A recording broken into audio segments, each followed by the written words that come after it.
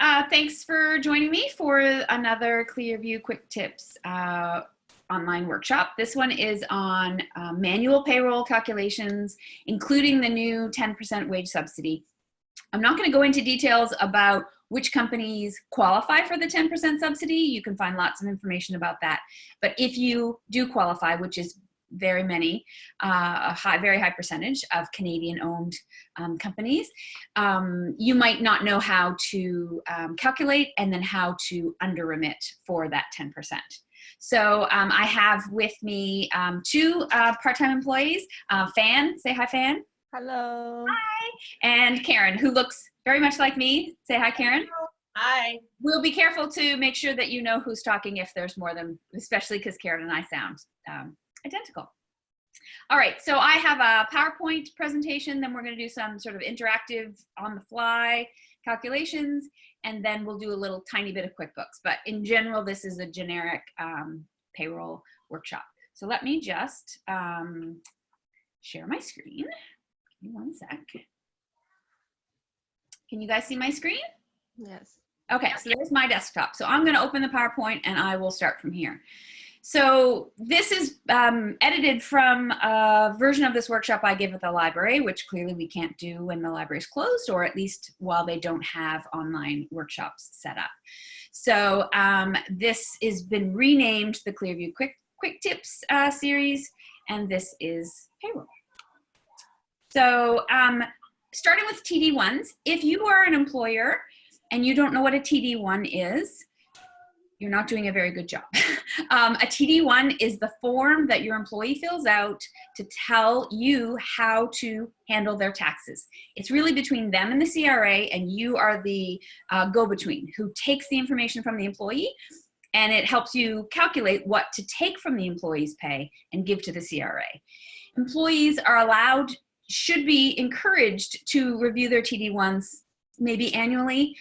Sometimes something will change in their life. They'll leave school and realize that their tuition has changed. They'll start schooling. They'll have a family situation with either an older generation or younger generation that they're caring for, and those change your TD1 amounts. It's not for the employer to ever turn away a new TD1. If your employee wants to change their TD1 bi-weekly, they can. If they want to say, I want $40 extra taken off of pay for income tax, and then next month they want $20, you do not get, there's no limit. It is entirely up to the employee. As far as the employee responsibilities, like I said, you have to have an employee sign one, both a federal and a provincial one, Nova Scotia for us, when they're hired. And then I like to send emails at the beginning of each calendar year and let the employees give them fresh links and say, look, here's the 2020 version of your TD1, just in case you want to revisit how these are being, how you filled it out the first time. Because someone may have, like for example, both Fan and Karen are part-time employees with Clearview. If either of them was currently working full-time for another employee, their TD1 with Clearview would be different because this would be their second job. And so you want them to be current with all of their employers, including you. And a note about SIN numbers. So this form is basically where you get the sort of legal name, the birth date, the SIN number, the address. SIN numbers, if you have a SIN, if an employee has a SIN number that starts with a 9, it's a trigger to the employer that it is a temporary SIN number. They might be an international student, they might be here on a work visa, and a SIN number that starts with a 9 has an expiry date. So you would want the employee to confirm, hopefully ideally with like a PDF, something official, what their SIN number expiry is. And then you want to make sure that before that expiry expires, before that number expires, that you have encouraged them to renew it. Maybe their work term is over and they're not allowed to work anymore, then they shouldn't be working for you. So keep in mind if you have any SIN numbers that start with a 9. Any questions on TD1s? Probably not. All right, we'll move right along. So for deductions and pay stubs, I'll be looking at this through the eyes of a Nova Scotia company. Different provinces have different labor standards, and these rules will be different. So this is a Nova Scotia example. For pay frequencies in Nova Scotia, any company that is a new company and that is not older, like 10 plus years old, the minimum pay frequency is twice a month, which is called semi-monthly. So there would be 24 pays in a year. Older companies that have been around longer, from when the legislation used to allow for monthly pay, and if you can hear a jingle bell, that's my cat. There she goes. So monthly pay is allowed if the company was in operation when that law was in effect. Currently, any new companies, monthly pay is not allowed. In Nova Scotia, the minimum frequency is twice a month. So if anyone is on monthly pay for an organization that is not more than a handful of years old, they should look into their pay frequency. A much more common pay frequency is biweekly. Lots of people, some people would do weekly, but biweekly would be most common. And if you say had your pay every second Friday, some people have their pay period being all hours up to the Sunday before, gets paid on the following Thursday, Friday. Different pay periods and different pay days, and it should all be very clear to your employee which hours fall in which pay. Now, Clearview, I've chosen semi-monthly. It is very easy for the administrator of payroll to do twice a year. It's super easy for budgeting purposes. You never have a 3-pay month, and you never have a pay period that crosses a fiscal year, because your fiscal year ends at the end of a month, and you never have to worry about that. So I have paid, my employees know which hours from which days fall in which pay, and so on. For calculating gross pay, it can be done in a couple of ways. You can have an hourly employee who one week works 10 hours, another week works 20. You could have someone who is full-time where their base is, say, 60 hours of pay times whatever the rate is. And you can have salary, which would be like 40,000 annually divided by the number of pays. So sometimes it's an hourly rate that gets expanded to sort of fill the year, and sometimes it's an annual rate that gets divided down to find your pay period rate. They're all perfectly acceptable. It's much more common for the sort of full-time permanent staff to have salary, and for the more flexible part-time staff to have hourly. Mandatory deductions. So for Nova Scotia, the mandatory deductions are CPP and EI and income tax. Now, CPP and EI, you can be too young for CPP. You can age out of CPP. So depending on the birth year, you may have an employee who is not CPP eligible. And for EI, if you're a corporation owner who owns 40% or more of their own business, you are not EI eligible. So I, as the owner of my business and the only owner, I am EI exempt. So when I do my payroll, I have to click the box for EI exempt, but my employees are not EI exempt. You do not ever take into account your employees' other jobs. They're allowed to take it into account on their TD1 for their income tax. They do not get to say, please don't take CPP because I'm fully maxed out at my day job. It is up to the employer to calculate CPP for every person as though this is their only job. The employee will get that extra CPP back at their income tax time next April. The company has to pay their share regardless of whether the employee gets to keep has to pay that or not. So imagine Karen is working full-time somewhere and works for me evenings and weekends. She will max out her CPP at her day job, and her company will match for her day job. I have to match for her evening and weekend job, even though at the end of the year, she'll get back all of the CPP that got deducted for my pay. I don't get that back as an employer. It is my contribution. It is the company's contribution to the CPP system for the country. Same with EI. So the employee doesn't get hurt, except they don't get it back till next year. You cannot rejig their CPP on a pay-by-pay basis the way you can with income tax. And the income tax, like I said, only is a matter of their TD1. If they update their TD1, you can update their income tax. There are no fields for CPP and EI manipulation on a TD1. Optional deductions. Some industries require WCB, workers' compensation. Some employers have health plans, and you might have a health plan that an employee is mandatory or that is voluntary. You might have it that it's 50-50 covered between the employee and the employer, all sorts of things. Some companies offer cell phones, and they include that as a deduction or a taxable benefit. The sky's the limit, really. I did mention one difference for a corporation owner, which is the being EI exempt.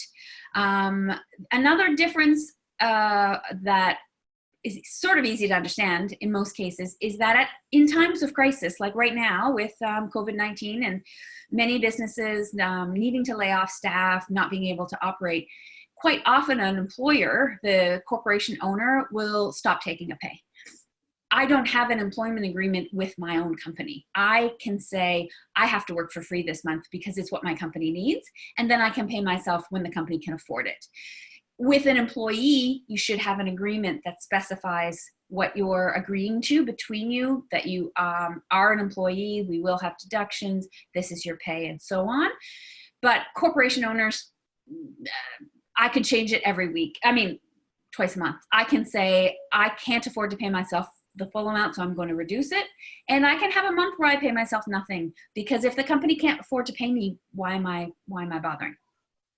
Otherwise, one other difference for a corporation owner is you can have payroll that you record. For example, my corporate bank account has a transaction limit for the day. And if it's a day that I'm paying more than a handful of employees, I pay them first. And if I've hit my maximum transaction limit, I pay myself the next day. So I can record the payroll for the date it should have been, but I might pay myself the day later or 2 days later, because I always want my employees to be paid on time. If I'm paid on time, it's nice, but it's you should always prioritize your employees over yourself. I think that's a given. Any questions on this tab? Nope. All right, so here's the trigger for me that I'm going to switch over to my G Sheets, and we're going to do some actual sort of live calculations. And I'm going to get some input from Karen and Fan, and I'm going to flip around. So hopefully you guys can see everything on my screen once I get there. So I am going to go, let's see, I think I need to reduce this.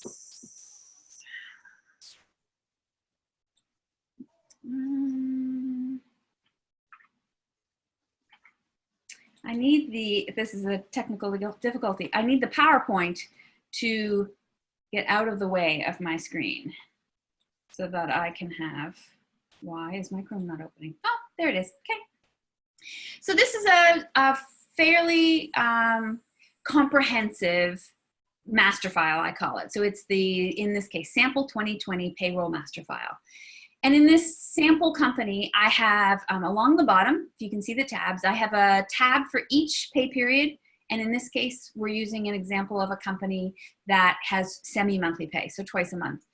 And this tab is the first tab, and I like to add a new tab close to the beginning and let the old ones go off to the side. There is, the same file can be used at the end of the year to help with T4s. You can use it when needed for calculations for an ROE if you're laying someone off. It's a great sort of combination, pull everything together file. So in this case, it's very untypical that your employee, in this case, test employee, would be employee number 1 and the corporation owner would be employee number 2. Maybe the first few months of the business didn't have enough money to pay the owner, and maybe the employee is employee number 1.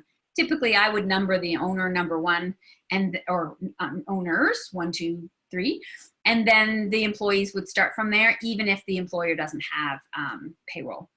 So in this example, I have all of the pay periods up to the middle of March already entered. So we have, for the test employee, they're an hourly employee. And so they have a certain number of hours a week.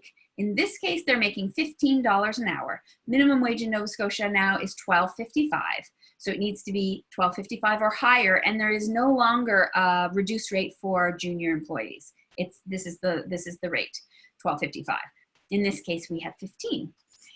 This cell is just the calculation, if we check this math, of the regular hours times the rate. So you know, why use a calculator when you can get a file to do it for you? Vacation pay in this case is 4% of the gross pay. 4% is the minimum requirement, legislated minimum for Nova Scotia. You can offer more, and you can offer paid time off, and your employment agreement should specify that. If you are paying vacation, it gets included in the gross. It's included in the total. So this total is these two added together, the gross plus the vacation, for that one pay period. Moving along, I have columns for CPP. Now these first three would be the employee section. So if I put EE on top, what we commonly will see, especially in the payroll calculators we'll do online, the EE, because the word employee ends with two E's, and then here, see I have ER CPP and EREI. The ER are the last two letters of employer. So very often you'll be like, is this the employee copy or the employer copy? And you'll want to see, is it the EE or the ER? So if we have a total pay, which one were we doing? This one.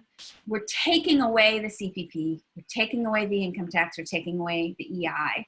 Their take-home pay is the total minus those three deductions. So this cell here is taking total of 1123 minus the combination of their deductions. And then the employer portion is to help us keep track of the employer expenses and for remittance purposes. We'll get over to the remittance columns in a bit. So what we're going to do for practice, and just for you guys to see how you would do it from scratch, is I'm going to do this pay period from scratch with a number that I don't know what the number is yet. Fan is going to give me a number. Fan, what would you like this part-time employee's hours to be for March 30th? Make it not 72. Pick any number that isn't 72. I would say maybe 45. 45 hours. 45 hours. So if I type in 45 hours here, it has calculated the gross for me, which is 45 times 15. It's calculated the vacation, which is 675 times 4%. And it's given me the total, which is 675 plus 27. But where do we get the CPP, income tax, and EI numbers? We get those from the payroll calculator. And sometimes you'll see me moving stuff around. There are boxes on my screen from Zoom that I need to move out of my way, and it looks like I'm reaching for nothing. So for the payroll calculator, if you go to CRA payroll calculator, this is the sort of standard place online where the most recent, most current payroll calculations can be done. It's super important to know that when you use this, it is a portal, a website that gives you information, but nothing gets submitted. You are not telling the CRA this is how much my employee earned. You're using it to calculate numbers that you take out, but it is not sent in. So this is not the same as sending in a T4, sending in an ROE, sending in remittances. This is just for us, for our information. So if we're going to use our example from our test employee, it's going to be salary. Even though it's based on hourly, it's a salary calculation. So we click next. Let's say test employee number 1. And in this, we're going to say sample company. I like to type something in because the file name that we get when we run the report will have the test person's name in it. And so sometimes I'll put first initial, last name for my employees. This little note here is telling you that if you put someone's first and last name and your full company name, you are sending it out into the internet. So someone somewhere could hack your feed, could see what you've input. So maybe if it's super confidential and you don't want anyone to know who's working with you, use employee 3, use their initials. Consider that someone may be able to see, just like what you put in any website is on some levels accessible. We're going to pick Nova Scotia for our province, and all of these calculations are based on which province. We are going to pick semi-monthly. So it's very important that you pick the correct one of these, because the calculations would be different if this was a bi-weekly. Calculations would be very different if it was weekly, and would be different if it was monthly. So we're going to choose semi-monthly. And for us, this is going to be, say, March 30th. And next. So this is where I put in the gross income category, the salary or wages for this pay period. So, whoops, I want to go back to here. And my salary is $675. So I'll put $675 here. And then you can leave the vacation pay blank, but in this case, we're going to put in $27 of vacation pay. Now, this does not include a bonus, a retroactive. It doesn't, we don't have any taxable benefits or any of these other things. So for a very standard, no bells and whistles, you just click next. Here's where the information from the TD1 starts to play a role. If this test employee gave you a TD1 with a number on the bottom of the federal page that was in the range of, say, 15 to 17, you would choose this one. And in their provincial, if the number at the bottom of their provincial one, it knows you're talking about Nova Scotia, was in this range, you would choose this one. If you have an employee who has no tax, that means their full annual income from all sources will be below the TD1 limit. In this case, it's like federal, it's about 13,000. You can earn the first 13,000 without paying tax. Provincial, it's 9, 10-ish. So you want to choose the correct one that matches your employee. The standard, if the employee doesn't specify or refuses, I mean, they can't really refuse, the standard would be claim code 1. That's the sort of default. If your employee asked on their TD1 to have extra tax taken off, they want $20 per pay, you would type it in here. In this case, we're going to practice as though there isn't an extra tax calculation. So year to date for CPP. So this is asking for how much CPP earnings, pensionable earnings for the whole year, and how much CPP deductions for the year. The reason it's asking you that is because it wants you to not go over the maximum for the year. And if you don't put the year to date, then you don't know which pay you've gone over. So I'll show you how to do it, even though this is so early in the year that they have not maxed out. So for this employee, test employee, their CPP earnings would be everything up to this current pay. Now I happen to have the pay stub files here. So if I go to March 15th, this test employee number 1 pay stub would show me that their year-to-date pensionable earnings as of the last pay was $28.39.20. So that's what I need to put in here. 28. Whoops. Now the CPP contributions are easy to get from the first tab. Because this cell is 0, I can take this total. But I can't take this total for the pensionable because it already includes the pay we're working on. So I can use the CPP deductions is $116.38. And then we'll do the same for EI. So EI insurable, there are some features, some pay, some bonuses, some things that are pensionable but not insurable, or insurable and not pensionable. In this case, they're the same. So the same number applies for pensionable and insurable. If I go back to here, I can put the same number, $28.39.20. And then the EI premiums to date is $195.60. Oh, sorry, that's income tax. I need to move this out of the way, $44.87. Now down here, the standard is that the employer pays 1.4 times the employee's portion. That's the standard number. If you're in an industry where it needs to be a different number, you'd need to know that. The standard is 1.4.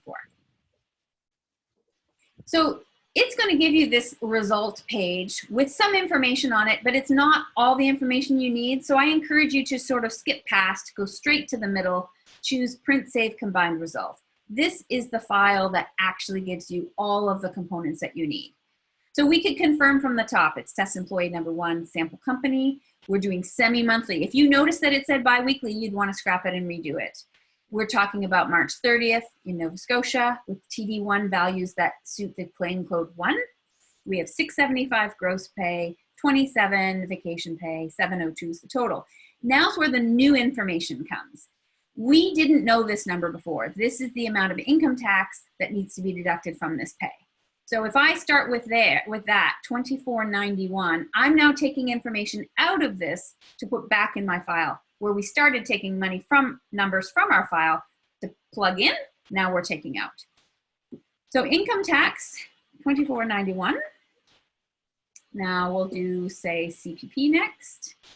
When you look down here, it tells you both the employee and the employer portion, which you need for your calculations. So $29.20, CPP is a one-to-one match. The employee pays $1, the organization pays $1, where EI, remember, is a one times 1.4. So this CPP will always be the same. So $29.20, I keep going back, $29.20 will be the number we type in here, and it will also be the number we type in here. And then the employee, stop doing that. The employee's version of EI is the lower number, 1109. And then I like to type the real number in. If you do equals that cell times 1.4, the rounding will eventually be off.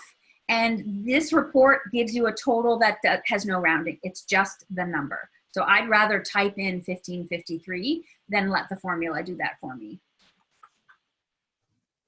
So let's take this out. So in this case, we would want to check, is the take-home pay that the file is calculating for us, does it match the take-home pay that the payroll calculator has? So we'd want to check this number. This is the pay minus the 3 deductions that are just for the employee, gives us a total of $636.80. That does match. So I might shade this green for good. You would eventually be checking the remittances, because this file in its, when you do the combined result, see how the file name says EE and ER? It's giving you the employee and the employer. That's the copy you want, because down here it tells me that the organization's remittance amount, which is the income tax straight from the employee, there's no company portion of income tax, both sides of CPP, both sides of EI, totals 109.93, and I can go back and say this cell, which equals those 5 cells, the 3 from the employee and the 2 from the company. That's the right number. So you'd want to check that your file isn't linking to a wrong cell, doesn't have an incorrect formula. So I'm like, yay, both of these are right. When we get into the wage subsidy, which I'll do these 2 and then we'll go back and do the wage subsidy, it will change this amount, but you have to have the right number to start with before taking money out of it. If your starting number is incorrect, your taking money out of it number will never be correct.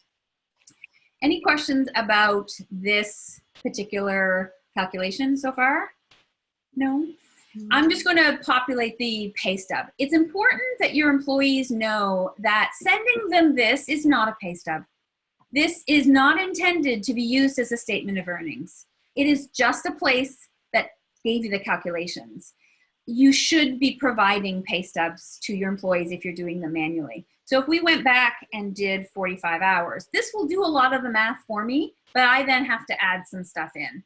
So I'm going to put in the amounts that we got from here. So $29.20 was our CPP, which is the same for both.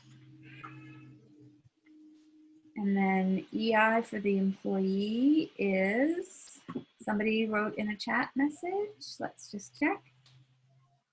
Do I save the EI and ER PDF document for longer term? Yes, I suggest you say this one. I suggest you keep those forever. I think that the backup might be a timesheet, or however you are recording the employee's hours. My company, we use screenshots of a time tracking app. Some people have a swipe card system where they log in and out. Some people are handwriting. You should always keep that as the source, this as a source, and the pay stub. Because if the employee ever comes back and says, how did you get that CPP number? You'd want to say, it came from here. And if they quibble about it being too much income tax, you could say, well, you filled out your TD1 and this is what it gives you. How would you like to change your TD1? Do you want more tax taken off? A good note is that TD1s can allow employees to have extra tax taken off. It does not have a feature for taking less tax off. Less tax off is they can get a letter from the CRA. And one more chat.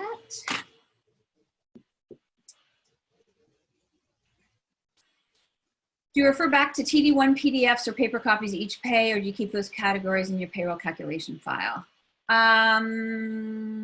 So I sort of know, and when we go to here, you could totally have, you could have a field at the top of this file that said current TD1 numbers, claim code 1. You could make notes of it. I know which of my employees, this is their first job. I know which ones it's their second job. So I know, and I can go back to their TD1s anytime I want. So I probably would never be referring to paper TD1s over and over. I'd make a note of it somewhere, especially if you had, now in real life, Clearview has at most 6 people on payroll at one time. Once you get much more than that, you'd probably use a service like Ceridian. You would pay for the simplicity of having a place to just type this in. This kind of manual payroll is great for very small, just starting, don't want to have a $30 a month fee or pay per pay period, etc. And when the amounts that you're paying your employees are small enough that you can e-transfer, once you get to, if all of my employees were earning $2,000 each, my daily transaction limit would be shot. I'd have to have a feature that allowed for direct deposit. And something like Ceridian, which is my payroll provider of choice, they allow for direct deposit. So you can have any dollar amount and they'll take one chunk out of your bank account to satisfy all the employees. You just have to have that calculated 3 business days ahead. So you never do it the same day, the way I can do mine sort of on the fly. Today is payday for Clearview employees. I can do it today because it doesn't take long. If you're using a payroll provider, you have to change your submission dates because you have to have the information in days ahead. So if we go back to here, I want to put in the income tax and the EI. So income tax is $24.91. The employer section of income tax is always 0 because the employer does not contribute to income tax. And then if we do EI, $11.09 for the employee, and whatever number we had for the employer, $15.53. This would be, we want to make sure that the math works, that is the right total, $636.80. Is that the right total? Yes, that is the right total. And you would typically, in this case, I say paid by e-transfer. Some people might write a paper check. Some people might do direct deposit if it's someone who banks at the same bank as the organization. So I would change this to say paid on the 30th. And this is not a check, non-negotiable. I'd make a PDF of this and send that as the pay stub to the employee. So don't confuse the payroll calculator as a pay stub. It's not meant to take the place of a pay stub. Any questions there? All right, Karen's going to need to unmute herself because now I need her participation. When we're looking at the corporation owner would be typically based on a salary, and they can be more flexible because they're the ones who take a hit if the company can't afford it. So in this example, this corporation owner, for the exact same pay period, where previously the math has 40,000 divided by 24. So the previous base pay for this corporation owner was based on 40,000 a year. But let's say that they've realized it's the end of March, we're going to be losing business, our clients are in trouble, we have no customers, whatever your COVID-19 coping might be. I'd like Karen to pick an amount that's less than 40,000 to represent what would this corporation owner do if they needed to cut their own pay. They're going to get paid something, but they're going to get paid less than what 40,000 salary would give them. So Karen, for this one, throw a number out that's less than 40. About 27,500. Okay. So I'm going to put equals 27,500 divided by 24. As though from today forward, that's the calculation. So we have a gross pay of $1145.83, very precise number. Notice the vacation column is 0. Corporation owners don't there's no such thing as a standard vacation. I, as a corporation owner, take time off when I need time off. And if I work 100 hours in 1 week, that's the price of being in business. There's no value in having a 4% vacation because I take both more than that and I earn more than that. So it serves no value. There's no statutory requirement to give yourself time off when you are in charge of how much your business operates, how the hours you choose. If I choose to work until midnight, that's my choice. I don't then get time off. I get time off when I can take time off, when I need time off. It's not based on a formula. So for this purpose, vacation is just 0. So the total for this corporation owner for this pay is $1145.83. So if we go back to the payroll calculator, while you have this page open, a lot of what's there you can sort of reuse. So if we click modify the current calculation, it takes us back to the start and you can tweak as you go. So instead of test employee number 1, let's say corporation owner number 2, sample company's the same, still Nova Scotia, still semi-monthly, still same dates. But we're going to change this to be the $1145.83. And I'm just going to take the vacation out. And I'm going to click next. Now, in this case, we're going to use it as though it is the employer's only job. It's claim code 1, which it is. Now, this is always going to pick up the information from the last time you did it. So let's clear all of these out because none of these will be relevant for the corporation owner. And we'll get the corporation owner's pensionable earnings to date and CPP. So if we go back to the previous pay stub and go over to the employer portion, you really don't need a pay stub for yourself, but this is a good example where the insurable earnings are 0 because if you are EI exempt, there are no insurable earnings because the I in EI is insurance. So 83.33.35 is the pensionable earnings to date for the previous pay. 833335, and the CPP deductions we can get from here because it will be this total because it hasn't been mixed up with this one.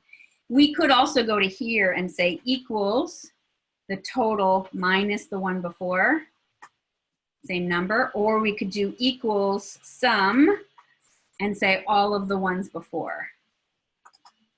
Same thing. The previous pay stub just sort of gives it to you already done. So the CPP to date is $399.20. And if you were approaching this number, it will stop you. If you are at $2,800 and you're $98 away, if your next pay was supposed to be $100, it will stop at $98. It will, and then it will tell you you are maxed out. You don't have to do any more for the year. So higher income earners, I think it's about 48,000 or so for a year will max out by the last pay. Higher earners, if you made 100,000, you'd max out springtime, May or June, you might max out your CPP. Because this is not based on the higher earners pay more. It's based on each individual adult maxes out. Income tax, the higher earners pay more, but not CPP and EI. The big difference for a corporation earner is to click the EI exempt. I am not eligible as a corporation owner. This corporation owner is not eligible. If you're a corporation owner that owns 30% or 33% or 38%, you are eligible. It's 40 or more for corporation owners. So it doesn't matter what this 1.4 is because it's going to calculate to 0. So I'm going to go straight to the print save combined result again. And here's our corporation owner version. So we want to check again, semi-monthly, same pay, Nova Scotia, claim code 1, good. We've got, if you had a typo and this was the wrong number, you could go back and redo it. So the first piece of new information is the income tax, 128.14. So I'm going to come back and type 128.14. And the CPP will be the same and the EIs are both 0. So 52.50 for both sides of CPP. And because this corporation owner is EI exempt, I just have zeros in there for that field because we're not waiting to fill something out. So I want to check, does the take-home pay number match and does the remittance amount number match? So we've got 965.19 That matches this one. So I could say, make this one green. And the remittance amount is 233.14. 233.14, that's right. So I could shade green that one. If I was keeping current with my own pay stubs, I would then come into here, and 128.14 is my income tax, but wait, we need to change my rate. So instead of it being, what was it, 24,750? 27,500. 27,500. 27,500. Okay. And we would change, what was this, 5250? And the income tax, 128.14.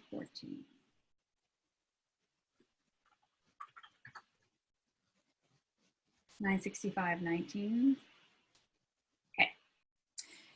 From here, we have the sort of basics. You know how much to send to your employee, you know how much to send to the CRA. In this case, in this example, this sample company has a quarterly payroll remittance schedule. Payroll year is always the calendar year. It doesn't matter if you're a corporation what your fiscal year is. January to December is the payroll year in all of Canada because that's the T4 year.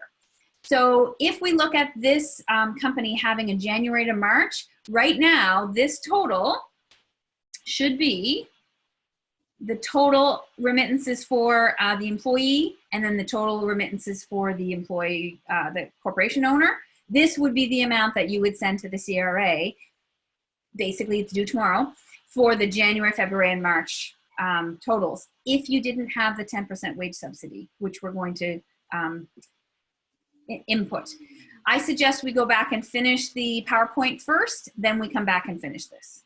So any questions on this before, we'll come back to it, but any questions on this yet? So goodness gracious, I didn't need to open. Did I not still have that? Oh. I think I have it on my desktop. Nope, not Dropbox, desktop. I guess I closed it right out when I couldn't get it to minimize. So let's go back to here and we will go to the page that's after the demo.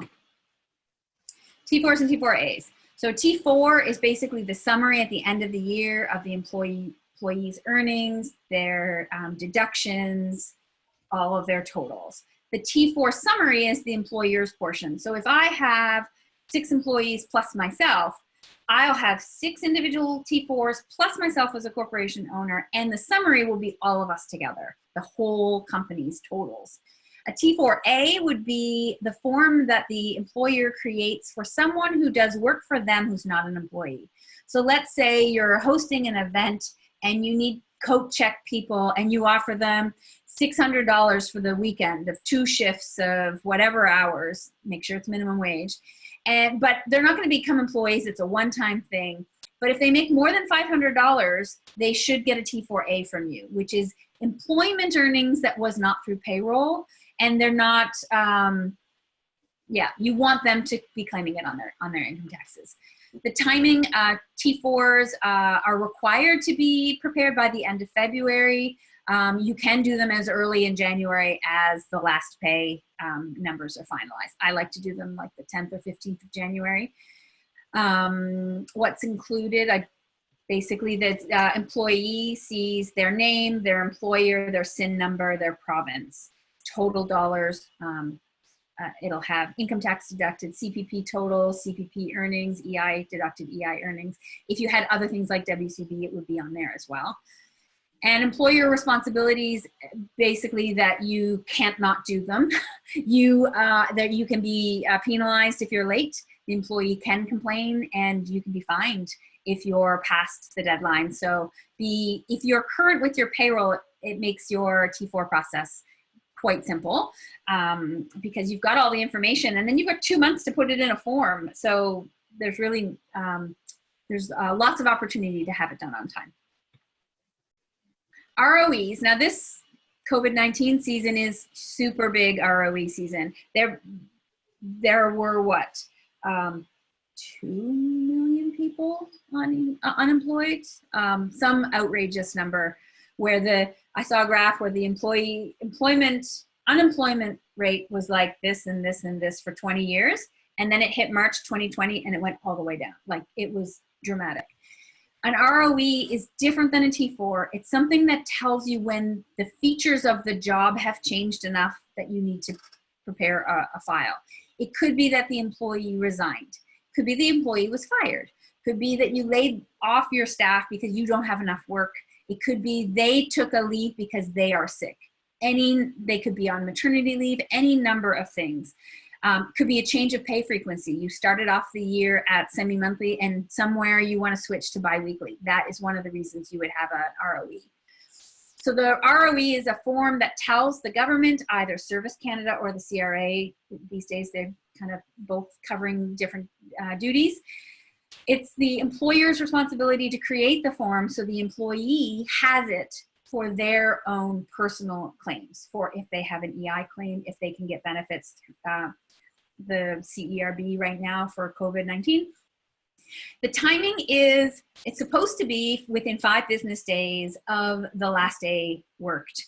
Sometimes, like right now, the time it takes to get processed, to be approved, to be an ROE generator,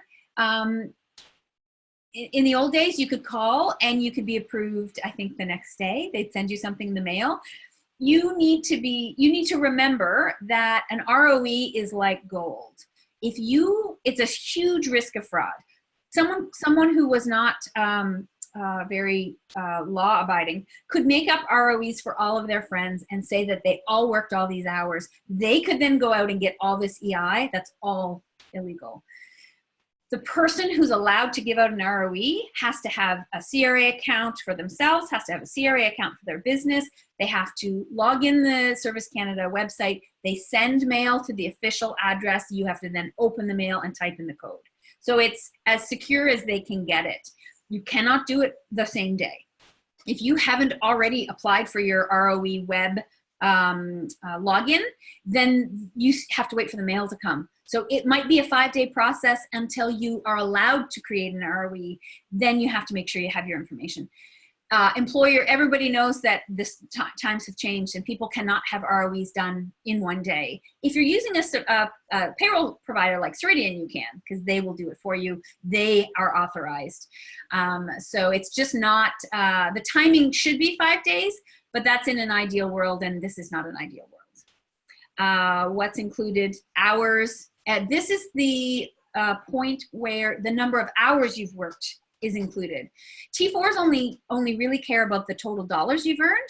This wants to know the number of hours. And if you think about a corporation owner, the reason why it makes perfect sense that a corporation owner is not EI eligible. How could I ever keep track of the number of hours I work on my business? I'm working on my business even when I'm not working on my business.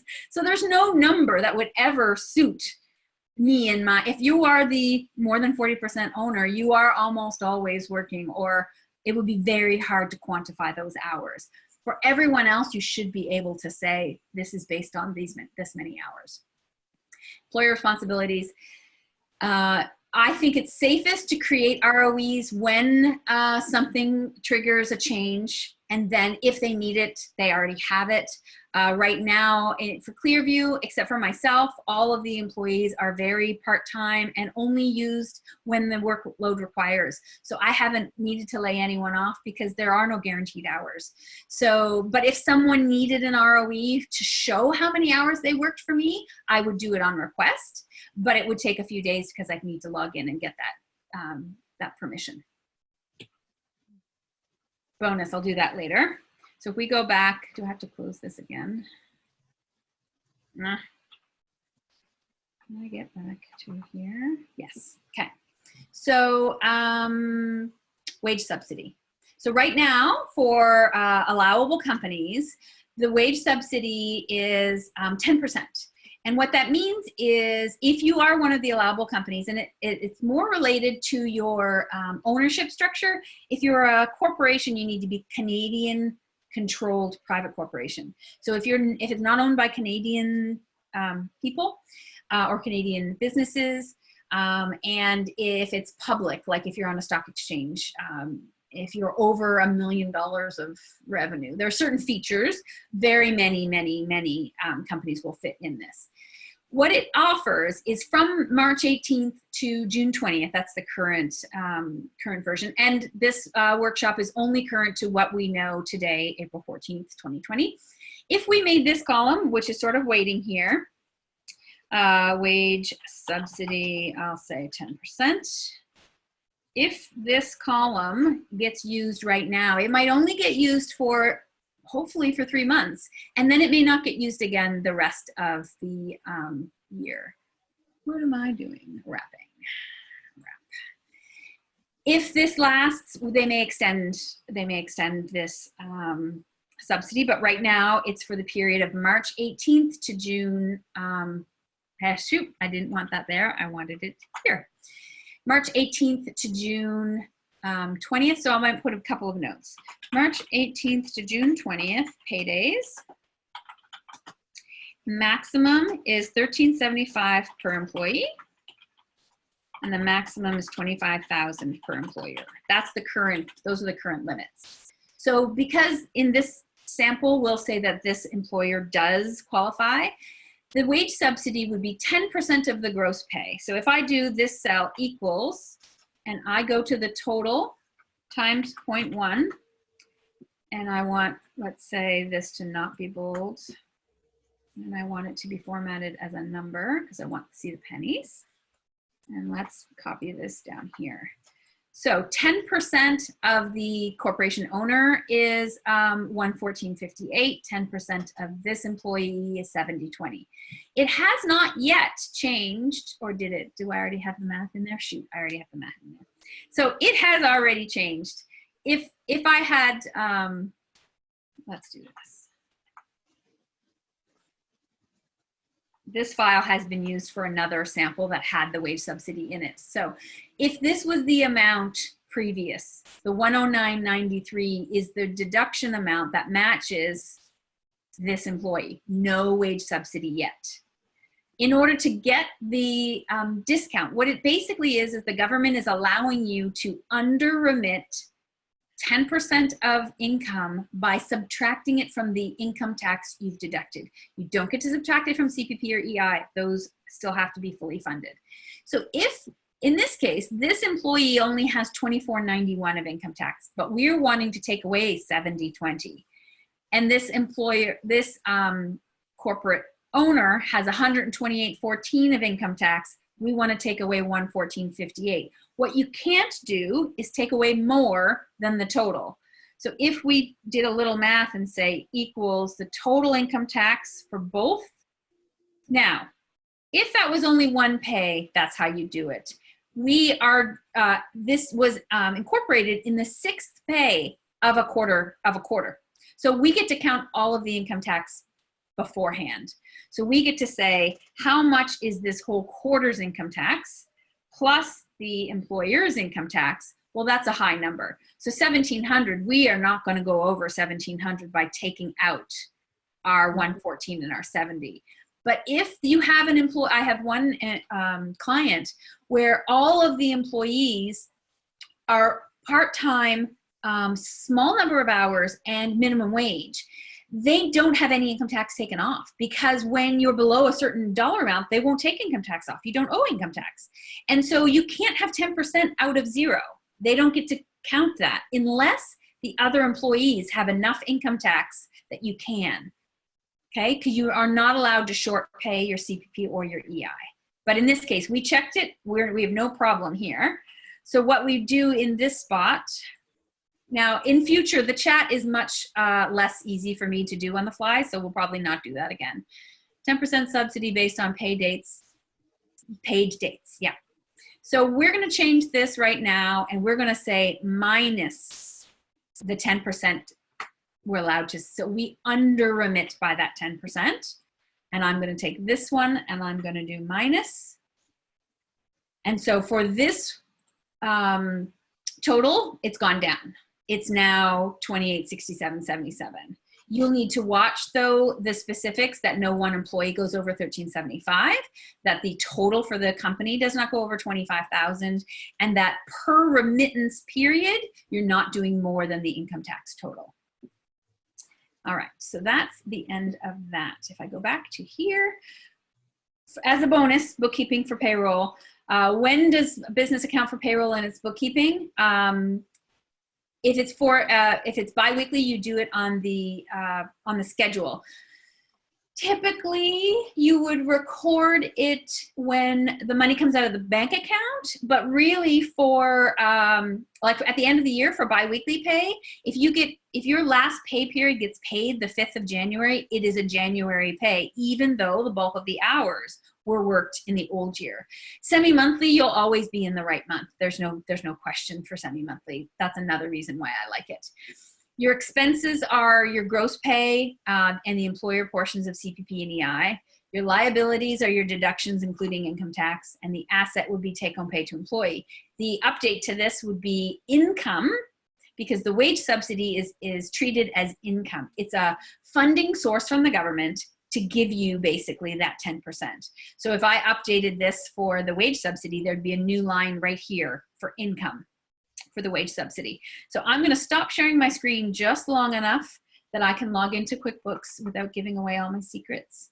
And I'll just quickly show you how to do this.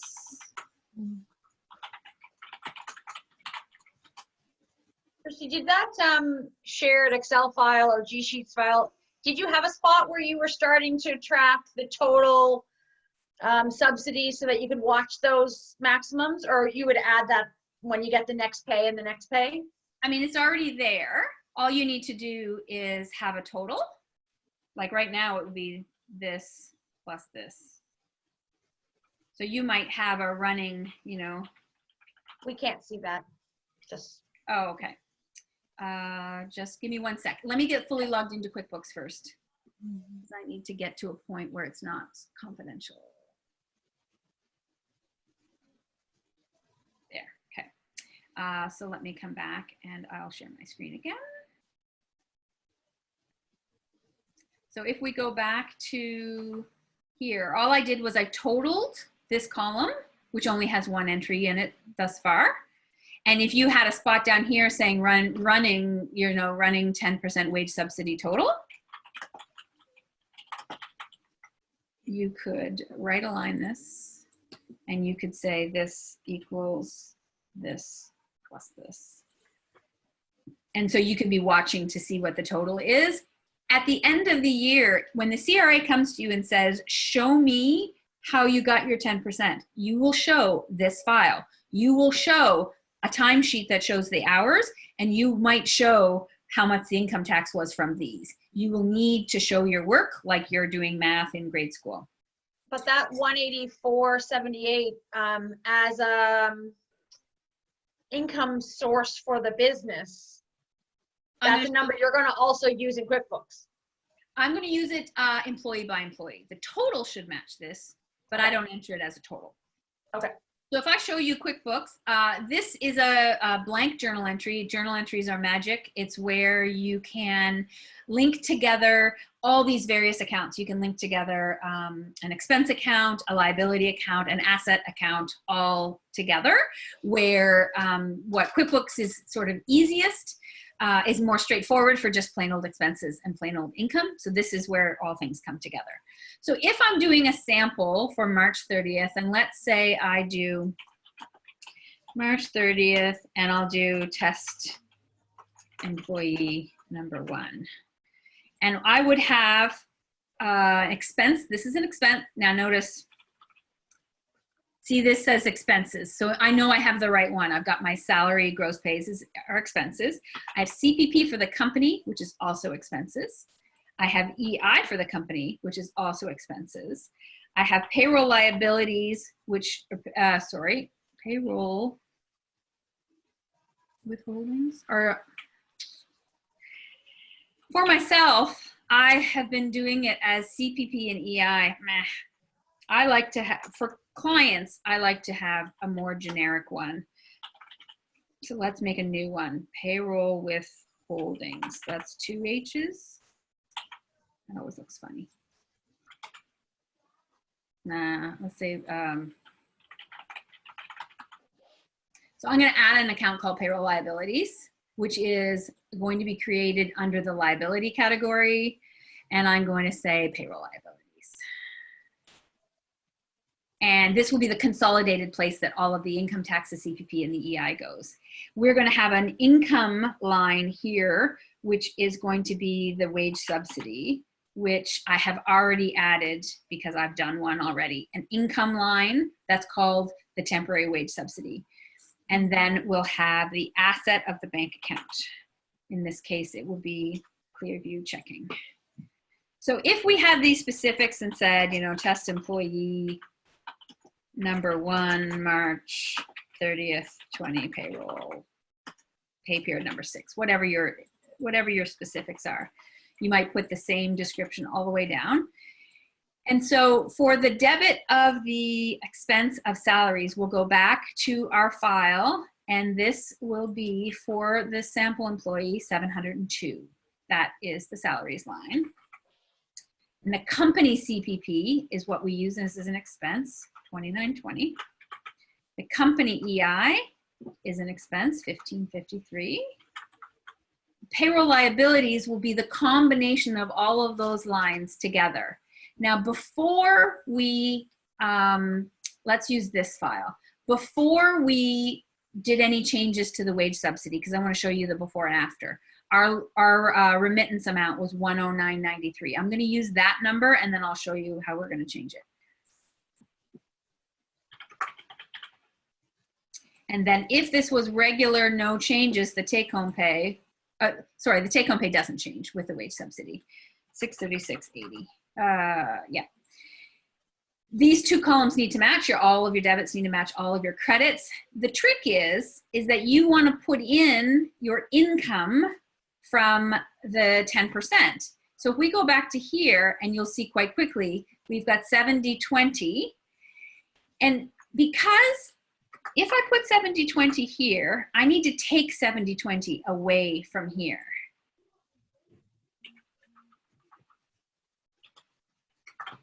And I think that needs to be a plus sign.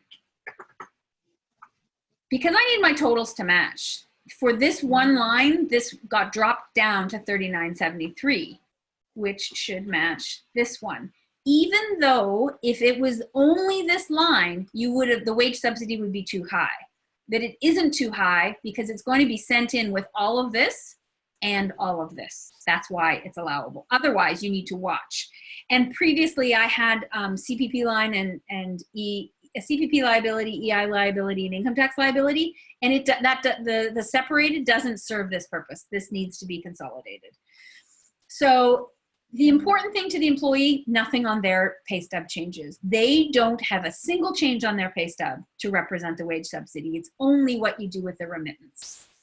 And then the corporation or the business is only seeing that value at that quarterly remittance basis. You're not feeling any difference cash flow wise. Not cash flow wise. You could be a monthly remitter and you'd have it be a monthly.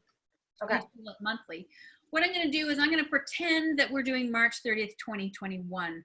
This way, when I run an income statement, I can show you the March income statement without you seeing all of my company information, because we're doing this for fun in my company file.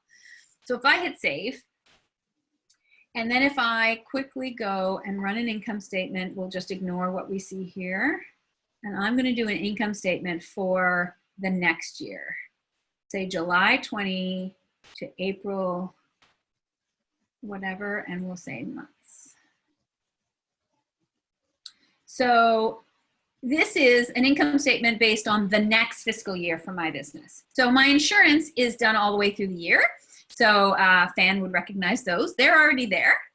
The things that we just practiced with, we have our gross pay, we have the CPP and EI, and we have our new income line. So going forward, I will need to claim this as income. My business will be taxed on it as income. So that's how it will show up in QuickBooks. The remittance itself, you would do a journal entry to say, take the remittance amount from checking, and you'd offset that, that liabilities account. Then let's just see, what do we have left here? Take home to employee, payroll resources. So these are links to where you get TD1s. TD1s change every year. Payroll calculator, just Google CRA payroll calculator. T4s and T4As, that's on the, that is CRA. And then ROEs are technically Service Canada, though the blend between Service Canada and CRA is changing as they have different needs for the CERB and everything. Did you say that, sorry, did you say that the business owners needed to get that access code every time they wanted to create an ROE, or just once to be a validated, approved requester? Once per employer. Okay. If you're not with someone like Ceridian. If you're with Right. Ceridian, you don't need it at all. I have never needed one. I could get one in case one of my employees asked for it, but there's no, I could go through the steps to have it so that when someone needed one, I could do one quickly, but there's the understanding that no one is getting them quickly because the entire, you can't even get through on the phone. You'd wait 12 hours and be hung up on. So nothing is happening very quickly. Anything else here before I stop sharing this file? Okay. Do you, can I ask one other thing? Yep. Do you copy that over for the next quarter of payroll, or do you usually keep going and have like a subtotal? I will. Like, do share. you end up with a once yearly with the quarters stacked, or do you just do a new tab? What I would ideally like is I would, if this was a full year, I would much more often have sections by date and have, for example, I'd put a row above and I would move this line to here and have them all be cumulative throughout the year. And then at the end of the year, you can make a copy of your tab and sort it by employee. So in this sample, I did it employee by employee. I think this sort of, if you were doing the whole year, it would make much more sense to have it all in chronological order, to have all of the, I'll just do this here. I don't want to save it this way, but you'd move all of the pay periods in and amongst themselves. You just, it's harder to find when you're doing it, but it gives you totals that are more valuable to you. And the end of the year could have pay periods 1 through 24, and you could say this is all good. And then if you copy that tab and sort it by employee number, you then have all the number 1 at the top, you'd have their totals, all the number 2s, and so on. All right, so we went a little bit over time of what I had hoped. Did you guys have any last questions? I think so. Nope. Van? I'm just a little bit confused about the subsidy. Yep. So, why it goes to the incomes? Is that just a, I think it's just a deduction for your remittance, but it's, imagine that the government is giving you a 10% credit. Instead of them sending you a check and depositing it, instead you get to under remit. But that journal entry needs to have, the rows have to match. You can't just reduce it without that that amount. If I go back, I'll share my screen again. okay. I'll go back and show you. If we take out, let's go back to this one. You have to have a line to put the credit on. This has to be somewhere, because as soon as we made this number go down, these don't balance. You can't save it. It has to be represented somewhere. For the 75% subsidy that different companies, I won't qualify, but different companies will qualify for, they are going to get a deposit in the bank. The CRA, the government, is going to write you a check for 75% of your pay. And you're going to receive it, and you're going to have to mark it as income. In this case, it's a source of income that they're allowing us to under remit. So instead of us sending them money and them sending it back, they're allowing us to send them less. So it needs to be income. So we don't need to consider the HST? There's no HST on government funding. Okay. No, it's not a sale. It's not, you're not selling us a product or a service. Let's say I applied for one of these, like the Nova Scotia Small Business Income Impact Grant. I don't qualify. My business is not one of the categories that qualifies. If I applied for that and they wrote me a check for $800, I might have another line here saying Nova Scotia Small Business Income Impact Grant. And it might be a one-time deposit of $750, of $800. It's still income. It's not taxable as far as HST is concerned, but depending on the specifics, this 10% is taxable as far as income tax, corporate tax. So my company is going to have a new income source. I just didn't have to do anything for it. It's the way of the government giving my business money by allowing me to send them less. Okay. Does that make sense? Yeah. And that way they're using systems that already exist. Absolutely. If the remittance, if the deductions were high enough, they wouldn't need to send you checks for the 75.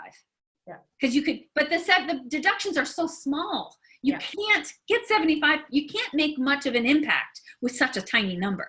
But it makes so much sense to make it on your control than to have to get their employees to add it to their paperwork.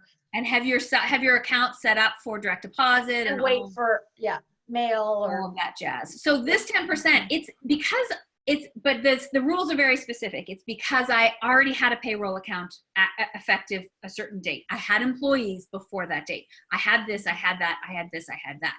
So I have qualified for those things. I won't qualify for the 75% once we hit April and May because my drop in business we are not expecting it to hit the 30% loss of business mark. So I will be processing the 75% for other clients, but I won't be processing it for myself.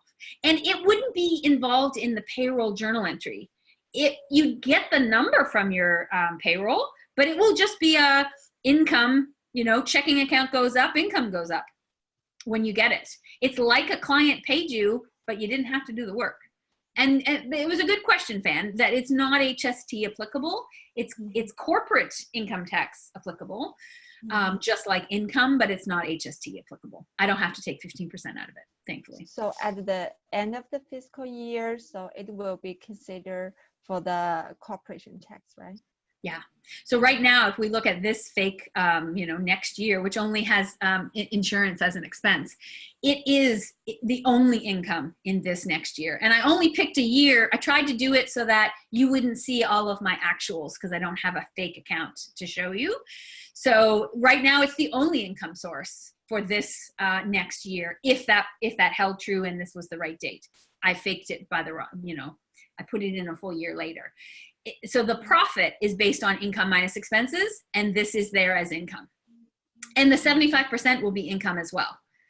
The trick will be when people are, let me come back to here. When people are calculating their drop in income, I'm guessing that's before the wage subsidy, that they don't count last month's wage subsidy as income against their next month calculation. That's my guess. But it only just passed legislation on Saturday, so there are still some specifics to come out. Now, I have to be somewhere at 11, so I need us to wrap up. Any last questions on payroll? No? I'm going to end the recording now. So thanks. Say bye. Okay. Thank you. I'm going to end the recording now. Give me 1 second.